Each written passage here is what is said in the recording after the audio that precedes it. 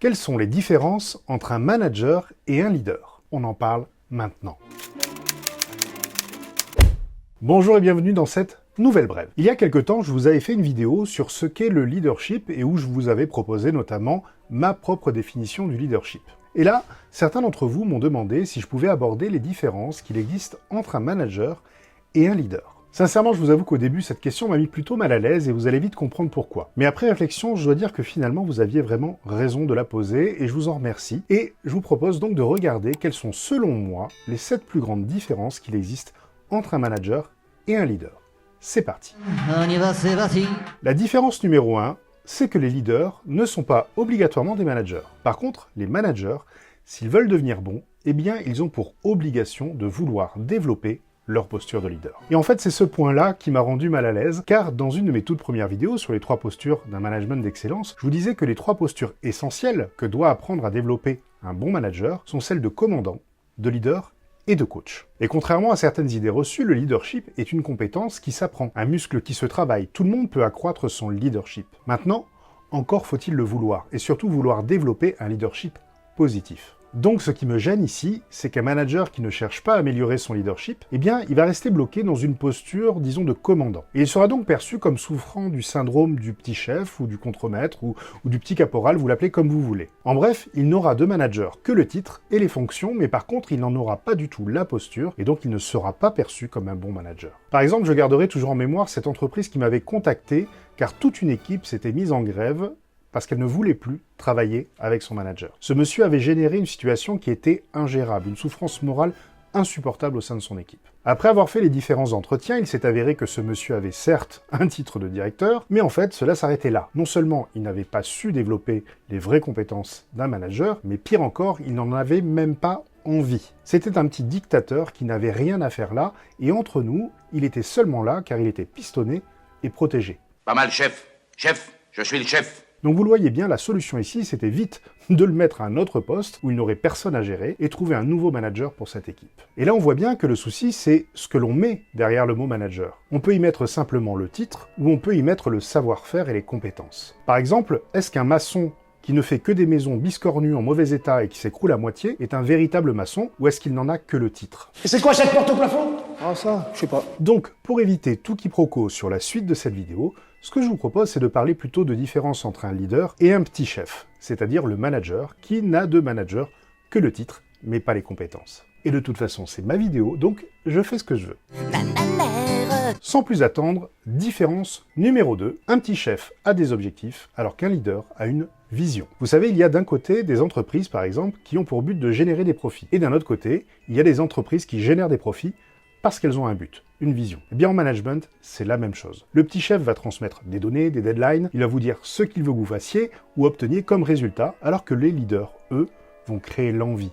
Ils donnent un sens, un but aux choses. Ils donnent une direction qui nous inspire, nous motive et nous donne envie de nous transcender. En tant que roi, il te faut comprendre cet équilibre et respecter toutes les créatures, de la fourmi qui rampe à l'antilope qui bondit. Cela m'amène à la 3e différence. Le petit chef veut développer des exécutants, alors que le leader veut développer des leaders. Et oui, en prenant un poste de manager, nous passons de cette posture de savoir-faire à celle de savoir-faire-faire. C'est-à-dire que nous passons de la posture « nous sommes responsables de la réalisation d'un travail » à celle où nous devenons responsables de ceux qui sont responsables de réaliser ce travail. Et ce n'est pas du tout la même chose. Or, un leader sait qu'il a atteint son objectif le jour où son équipe est devenue tellement autonome qu'elle n'a plus vraiment besoin de lui. Alors que le petit chef va rester accroché à ce désir de se sentir indispensable. T'as besoin de moi, plus que moi de toi, Walt.